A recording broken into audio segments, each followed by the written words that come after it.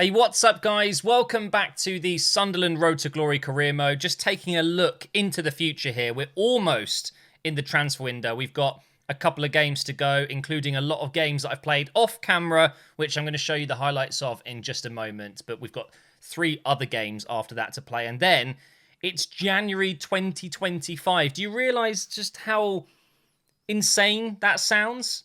And the thing is, we're not even that far away from that in real life. It's 2020 right now. It blows my mind how quickly time is going, not just in real life, but in this career mode as well. So let's go ahead and jump into the highlights. We played some massive games. Man City, Man United, Chelsea. They're all coming at you right now. Lots of good goals. And yeah, it was quite a tough recording session for me. I decided, because I just have not been playing that well, I wanted to focus. I wanted to see what I could really do with this team. And you'll see in the highlights that sometimes it's good, but sometimes it's just as bad. So we kick off our games at the Emirates, my favourite stadium in the world for obvious reasons. But yeah, the Emirates Stadium is a beautiful stadium. Maybe not as beautiful as some of the other stadiums that have been built over recent years. One of them being maybe Tottenham Stadium. Oh, I feel kind of bad saying that, but the Tottenham Stadium is something incredible. I've seen pictures of the inside. Why am I talking about this? We're playing against Arsenal here, and we get 2 very good chances early on there with Taylor. He hits the post with one of them, and then Aouar goes down the other end just before the break there and hits the side netting. Now Collins gets the ball into Rashford. He just misses that first touch to get him in front of goal, and unfortunately he was not able to score. Then Arsenal come back down on the break with Munier, I think his name is, the ex-Barcelona guy, but they just could not score, and it took us until the 85th minute to get the first goal of the game, and it's 1-0, and it's going to be Barnes with a fantastic finish, but really it's all about the pass and the bad defending there from the Arsenal defender. We get the win against Arsenal, who are actually doing pretty well this season. They're not doing too badly at all, and I'm pretty sure we will see them in the top 4 come the end of the season. But then we had a Carabao Cup game against Liverpool. You know, I'm simulating this tournament, and we actually come away with a 4-3 win on penalties, which is amazing. And then we get an email saying that Billing can go for 55.7 million. Do I accept it? Yes, of course I do. 55.7 million coming from PSG there. That will go into the bank, and this is our new target, Weston McKennie. We've got so many Mooks, haven't we? We've got McKinley, we've got McNeil. We could get McKennie here, but he does have a very high release clause. 69.1 million, I believe it is. 69. So we'll look into that when we get into the transfer window. But next, it's another North London derby. Not derby, I'm so used to saying that. Another North London derby fixture. That's the word I should be using. Up against Tottenham here at the Stadium of Light. McKinley with a great run, and he finds Collins, who's made a great run as well. And Tottenham find themselves 1-0 down right on the stroke of half-time. How unlucky is that? What a shame. What can I say? They're just not very good. Now, I'm being a little bit cruel there. I've complimented their stadium. Okay, so Tottenham fans watching this video right now, don't be too harsh on me. But anyway, we were looking for that second goal. It just wasn't coming at this point. We were getting chances, but nothing was actually making it into the back of the net. Into the final few moments of injury time here, McNeil on the ball, trying to find Rashford, who does get the shot away, but it is blocked by Skriniar, and that is the end of the game. So another 1-0 victory against the North London team, and we get another 3 points. What can I say? It's pretty good. Now, into the Champions League, we have Sporting at home here, and this was a chance to give us potentially a way of winning the group with 1 game remaining, because we do have 1 game after this against Spartak Moscow, and then it's the Dortmund game. So if I can win this one and the next one, I won't need to play the Dortmund one at all.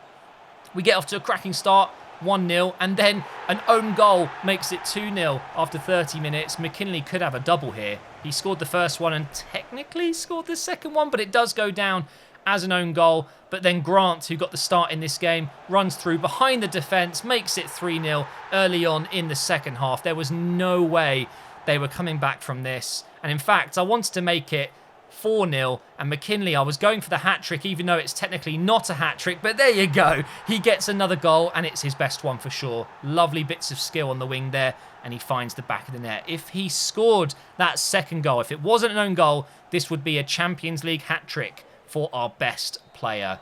But still, a 4-0 win, can't complain about that. and we can go ahead and hopefully win against Spartak Moscow and then win the group with a game to spare.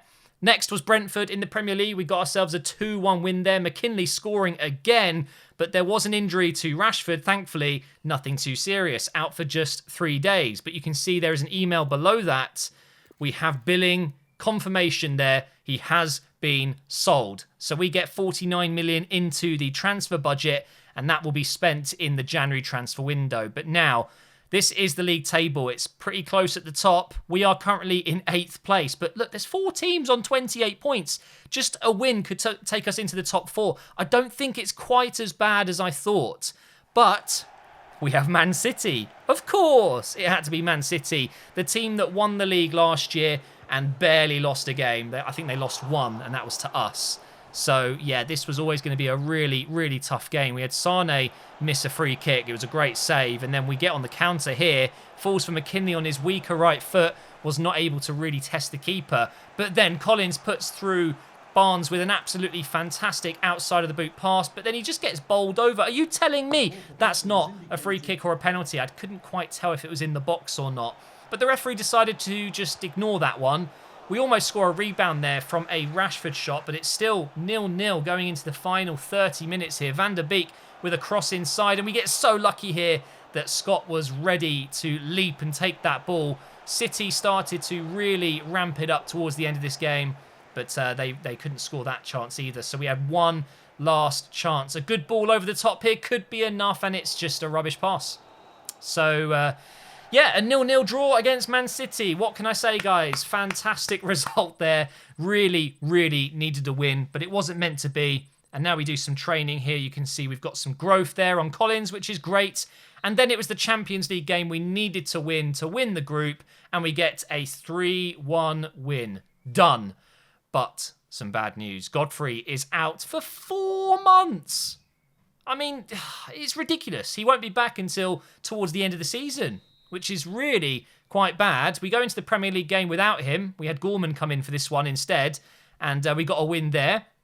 But it doesn't get any easier, guys, because then we're thrown into another game against the current title leaders, Manchester United at Old Trafford. Boy, do they have a strong team right now, and they almost score quite early on in this game. Again, it's Michael Scott there to the rescue, and a nice little flick there from Collins. And talking of Collins, he picks up the ball, does a little fake 1-2, I want to call it. You expect the ball to go forward, but actually it just comes back again. Look at this. Little pass backwards straight away, and then he finds the back of the net. 1-0 to Sunderland. Now, they obviously wanted to get back in this game, and they very almost did with Haaland there. Again, saved by Michael Scott, who's having a fantastic game. Another shot comes in there from Haaland, which just goes wide. And I guess you could say we were lucky to be winning this game. Man United were definitely the stronger team, but they were just not getting any luck in front of goal. Michael Scott again there. And then going into the last 30 minutes or so, Collins picks up the ball in a great position, and he makes it 2-0. That could be game over. We've practically had no chances in this match, yet the ones I have had, I've been able to score. The complete opposite of Manchester United's performance, where they were not clinical enough at all. And just to put the cherry on top, oh, it is absolutely stunning. Barnes with a beautifully beautifully placed finesse shot. That's the word I was trying to get out. And it's just a stunning goal. It really is. It goes over David De Gea, and they had no answer to that. Somehow, I don't know, 3-0. Just because, you know, 3-0, Manchester United get battered at home. What a shame. And that was a fantastic game for us. Now, up next, we had Leicester at home, 4-0. Look at their team, by the way. Isco, Zaniolo, Thuram. I mean, it's ridiculous. How did we beat them 4-0? And then, of course, the game that did not matter so much. We've beaten Dortmund before this game even started to first place. So we do get a draw there, and you can see the table. Turns out, actually, a draw was quite a nice result because it meant that we were unbeaten. And it means we've gone through in first place with 14 points. Not too bad. Surprisingly, Sporting were bottom. I really wasn't expecting that. I thought it'd be Spartak Moscow. But anyway, we've made it through to the next stage of the Champions League. And now we're going to Chelsea, another team that are in the top 4. And we get off to an absolute blinding start here. A ball goes into Rashford, who sticks it into the net. It's going to be an assist for Collins, a pre-assist for McKinley. And we're 1-0 to the good. Not a good start for Chelsea. just falling asleep at the back there. Kimpembe probably could have stopped the cross coming in. But you can see we're going down this right wing every time. McKinley is just tormenting. I think it's Furlan Mendy playing at left back. Collins then gets the cross in for Rashford, who almost makes it 2-0. So close there. And that would have been the perfect first 30 minutes. Lewis with an incredible tackle. How he kept that in, I still don't know. Barnes then plays in Rashford, who puts it inside for Collins. But it's saved. And then the header goes in. Surely, no. Okay, McKinley can't head the ball. What is this? Someone explain to me how you miss from there. Absolutely shocking. The kid may be 89 rated right now, but boy, he cannot head the ball. Terrible. And then I thought, because Gravenberch was on fire in this game, I was going to try a long shot, which, yeah, less said about that, the better. And then Chelsea launched the ball forward here, going into injury time. I just needed to focus for the last 2 minutes and get the win, but just couldn't do that. Basically, what I wanted to do was make this title race more interesting. Definitely not. I just pooped, basically. He runs over to Frank Lampard, and they all celebrate getting a point against the mighty Sunderland at Stamford Bridge. But honestly, this is just bad defending. I've stepped forward with Ake and just not even attempted to clear it. And then Mason Mount makes us pay for that mistake. And we drop 2 points. Just absolutely gutting. But hey, it's football. You win some, you draw some. What can I say? Unfortunately, it is 2 points dropped. But that is the end of the highlights. Now we're going to jump back into the live com. That last minute goal that Mount just scored really, really killed me. I was going to keep playing, but I gave up. I just thought, you know what? It's time for bed. It was late at night. And to lose 2 points just like that, just simply like that. It's so frustrating. But anyway, we move into the last 3 games here before the window, including a 4th game, though, which is the quarterfinals of the Carabao Cup. So we'll go ahead and simulate that. We then got Everton, we've got Aston Villa, and then Watford. So we'll see how we get on. Also, I've just found out who we're playing in the next stage of the Champions League. Oh my, you guys are in for a treat. Now, I am going to use the second team here and simulate versus Wolves. The only player that's not in there, of course, is going to be Godfrey. He is out for 4 months, which is terrible. But we've got a 3-0 win, despite being down to 10 men after 37 minutes. Billing with a yellow card at 16 minutes, and then another one at 37. Oh, dearie me. But still, we've managed to go on to win the game 3-0 fairly comfortably, and we're through. By the way, how weird does it look that I'm wearing an Arsenal top and a Sunderland hat? Yeah, not every day you see that, and all my Arsenal stuff in the background, but it's like I support Sunderland as well at the moment, so hey, I guess it's not too weird. Anyway, we've got a player suspended. That will, of course, be Billing, but the next game is against Everton. I want us to take a look at the top scorers, actually. So right now, we don't have anyone in the top 15. I guess we have shared the goals around a lot. We've got Barnes on 7. Excuse me. What just happened to my voice? We've got Barnes there with 7. So technically he's joint 15th with Depay there. We've got Collins with 6 there. But no one in the top 10? Really? That seems a little bit weird if you ask me. Let's have a look at the assists as well, just out of curiosity. So we've got Depay at the top there. We do have... Wait, no? Surely we have someone. We've got Rashford with 3. What's happened this season? I feel like we genuinely have shared out all the goals and assists. There isn't just one key player. Everyone is doing their bit. Now, with Everton being in the bottom half, losing their last 3 games, why not go for it with the first team and see if we can beat them? This should lift us into 5th. If we win, and we have another 3-0 victory here. Barnes and Rashford scoring a double. No injuries, no suspensions. I will take it. Oof, and there it is, top 5. Things are looking a little bit better. I genuinely thought, that's it. I'm not going to be finishing anywhere near top. But actually, we have caught up. That just goes to show when I'm not talking and recording, I can play better. Who'd have thunk it? But honestly, being in the top 5 now, we're joint on points there with Liverpool with just 2 goals better in our goal difference. Although we haven't really scored that many goals, it's just our defence that's keeping us up there right now. But we're 1 point away from Arsenal, 2 points away from City, and only 3 points away from Chelsea. Oh, if I beat them.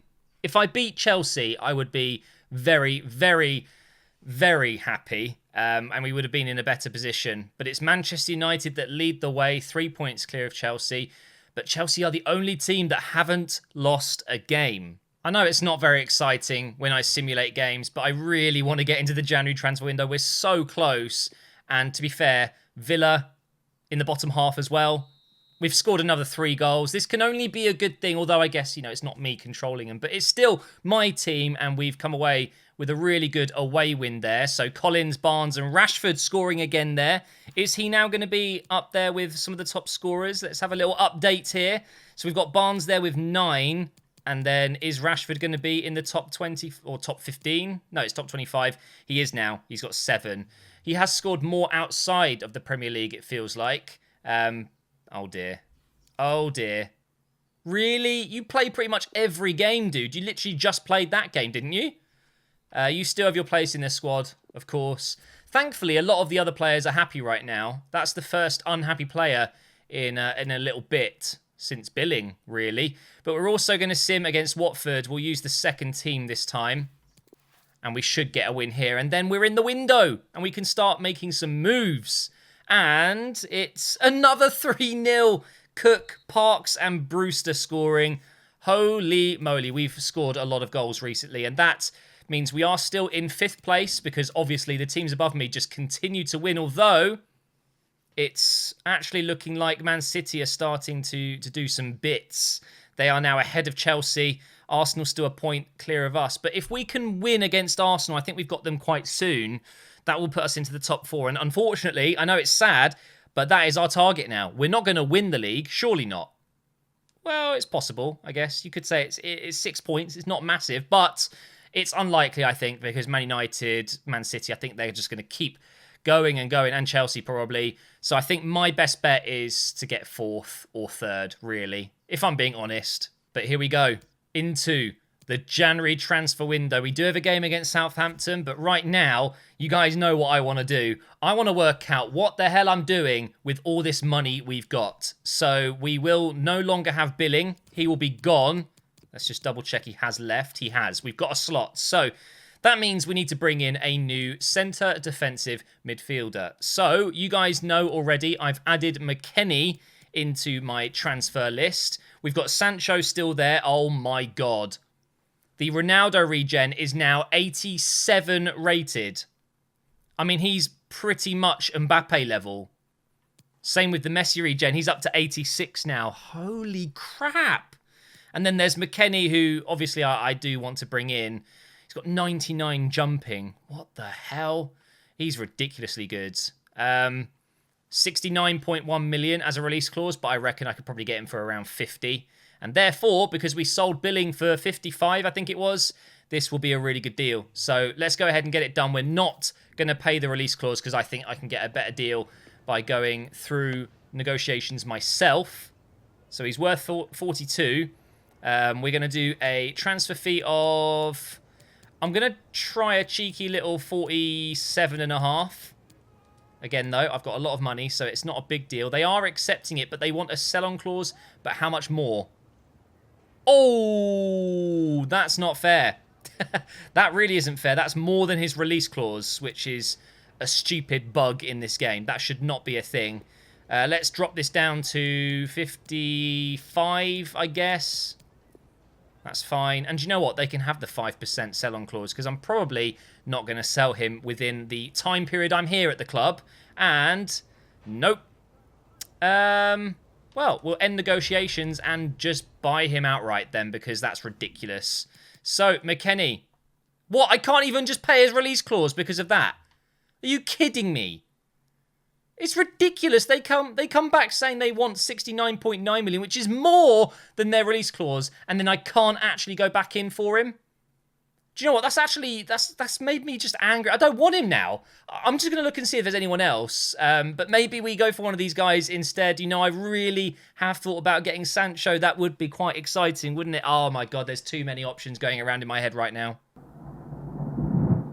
Oh my God, did you just hear that thunder? I really hope my microphone just picked that up. Jesus, it's not very nice weather right now. Just looking for a defensive midfielder, just going through all the top leagues. Dickman. What do we think, guys? Should we go for Dickman? I found a couple of guys, but to be fair, there's not many that really excite me. Oh, we could bring Kevin Stewart back. A release clause of 12 million. Oh, man. In a weird way, I wouldn't mind. It'd be like bringing back one of the OGs. But honestly, we found a couple, and let me show you them now. So we've got Tyler Adams, and we've got Hamza Choudhury, who is, of course, one of the best players in the game with that haircut. So, geez, it is really thundering right now. I'm quite tempted just to bring in Hamza Choudhury just because it is the greatest haircut in the game. But then there's Tyler Adams as well, who is actually very good. So, oof, that's a difficult one. He's a lot cheaper, but money isn't a problem right now. Adams is the better player. There's no doubt about it. Do you know what? I'm going to do it. Hamza Choudhury. I want him. I want to sign him. I don't want to sign a player that's better than the players we're using right now because it makes no sense. I want to bring in a player that's going to be backup, you know, and Hamza Choudhury with that legendary haircut is going to be a player that I want to use. So let's bring him in. Let's see if we can get him for 22 million. Go on, accept it. Oh, it's a little bit more than I was expecting. Remove that sell-on clause just because why not? Although it doesn't really matter. We'll go in with 27. Go on, just accept it. It's good money. What is wrong with you? Let's counter. Let's add a sell-on clause. 15%. Just take it. And then we'll try again at 27.5 maybe. Go on with the 15%. Bang, they'll take it. We're not going to sell him. We've just cheated the system. Just look at the haircut. It is absolutely incredible. Rotation squad role, that is fine by me. 4-year contract, that is also fine by me. And by the way, guys, 83 rated still is not bad at all. He is still going to be a really good player for us. So it's not like I'm buying him just for his haircut. I kind of am. I kind of am. Either way, geez, that thunder. Do you mind? I'm trying to record here. He's on 37, so let's just throw in 50. 50,000 per week. Go on. Just take it. Ah, you cheeky so-and-so. Remove that. Let's give him 60k and 550 up front. I reckon he'll take that. No? Oh, whatever. Accept the deal. It is done. Hamza Choudhury replaces Billing. McKennie definitely would have been the better player. But do you know what? He's got 99 aggression. Oh, my God. This guy is still going to be a beast. So I'm actually quite happy we've done that. He goes into the subs for the first team just like that. And he will play in the second team alongside Cook. I actually think that's quite a good little partnership there. But now it's time for the big one, guys. Let's just remove Adams and McKennie. Sancho. Big, big money. We're talking probably 140, maybe 150 by the looks of it. Big wage, but 93 rated. Do you know how ridiculous that is? I have to, surely. He goes on the left side. He will play ahead of Barnes, and McNeil is going to go into this deal. So, should I do it? Yes, I should. I should. This is properly improving the team. For the first time in a while, that is. Actually making a massive upgrade, you know. Rashford was an upgrade, but Brewster was superb. But going from an 86 rated player, or McNeil's 87, I believe, to a 93, that's a huge step. So, let's see if we can offer McNeil as part of this deal. Whoa! McKinley is 90 rated. Wow, okay. £92.5 million is his value. Oh, should I offer Paul Parks instead? I mean, Sancho can play on the right and the left. It makes sense maybe just to give them Parks. I don't know what to do here. No, do you know what? I've barely used Parks. Let's go with Dwight McNeil. They are going to accept this, but how much do they want? Oh, that's brought it down by quite a bit. We will counter, though, of course, and we will offer 75. I think 75 is actually a very good offer. Plus a £58.5 million player, but obviously he's worth more than that. So, let's see what happens. Go on. Wow, just like that.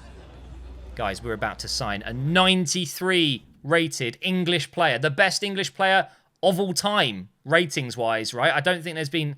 Maybe Beckham in his prime in one of the FIFAs was maybe 92, something like that. But Sancho, mate, This is Jadon Sancho, the best young English player. Let me just mute the game here because, of course, it's copyrighted. I really appreciate that. But this is one of the best young English players that we've seen come through the ranks for so long. And I'm about to sign him for Sunderland.